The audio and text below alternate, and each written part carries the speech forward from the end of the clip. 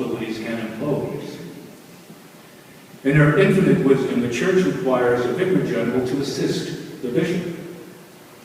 Though the bishop has supreme authority in his diocese and is accountable only to the Holy Father, the vicar general is his chief deputy. And of course, Tom firmly represented the interests of the diocese on all occasions, sometimes without compromise. That was his job. But he always showed himself as an open channel for negotiation, common sense. This system reminds us of the template, bad cop, good cop. The former being the tough, unyielding stalwart, and the latter the softer, gentler, more reasonable junior partner.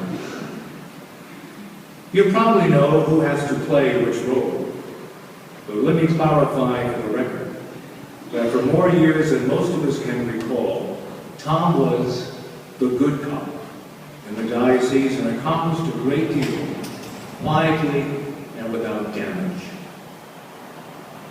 Let me add that since we have two vicars general here today, in addition to Bishop Baza and Bishop McGraw, in this half century, our diocese has been blessed with 4 vicars general, each of whom was the perfect choice for the good cop role.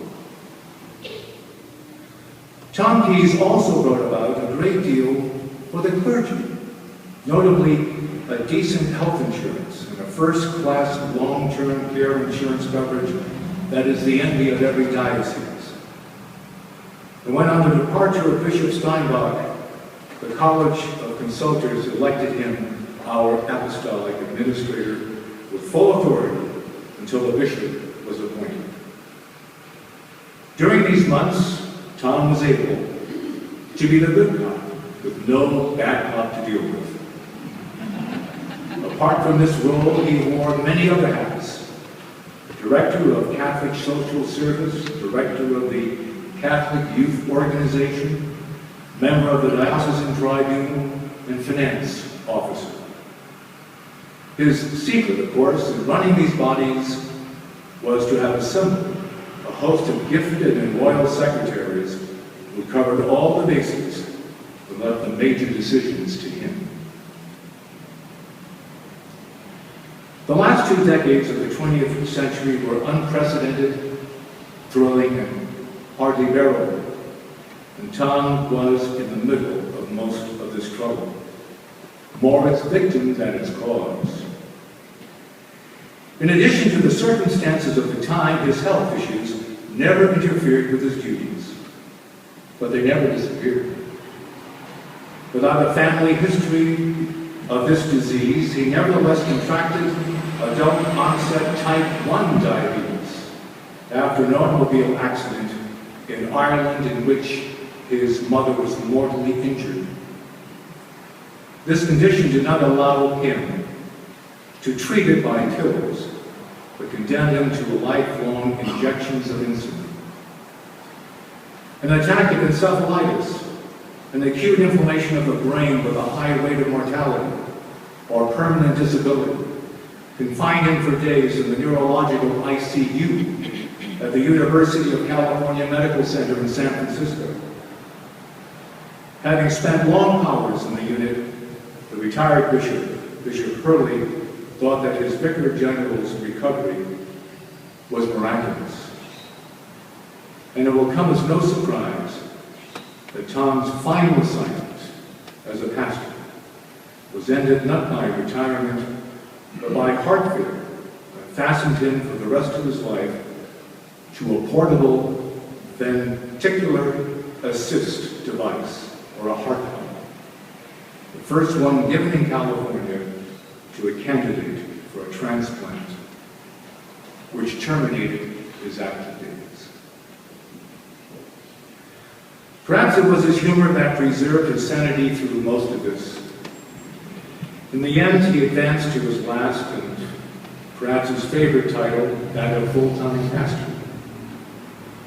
Following his friend, Monsignor Fayette's Star of the Valley, Tom was allowed to do what he was trained and ordained to do. One of his last public appearances was at Star of the Valley, and the occasion was the funeral mass of Everett Person, publisher of Press Democrat.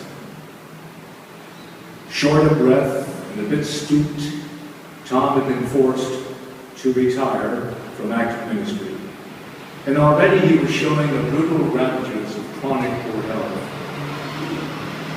This became more evident as the two former pastors, Jerry Fahey and Tom Keyes, were vestling in the sacristy.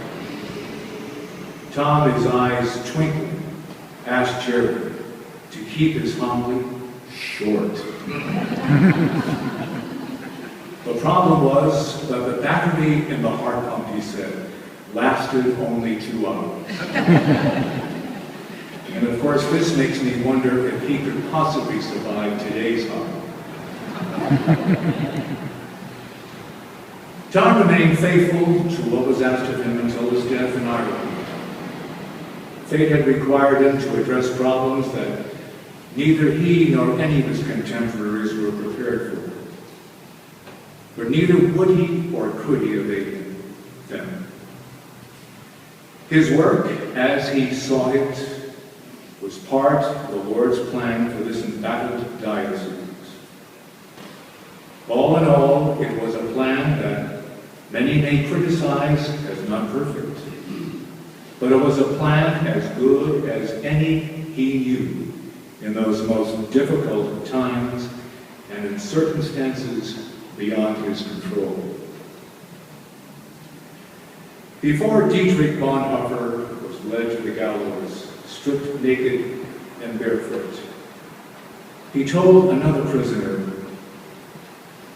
"This is the end, but for me it is the beginning of life." A witness to that moment wrote later, "In the almost 50 years that I have worked as a doctor, I have hardly ever seen a man die so entirely submissive to the will of God." As Monsignor Thomas Keyes began his new life a few days ago, would it be so outrageous if we end this homily with a tribute like that to him? And if some of us cannot do that, perhaps we can agree with Bonhoeffer's advice on the grace that counts, written in his prison cell, his final thoughts on forgiveness that reflect today's epistle. Bonhoeffer wrote as follows: "We must learn to regard people less in the light of what they do or omit to do. We must regard people more in the light of what they suffer."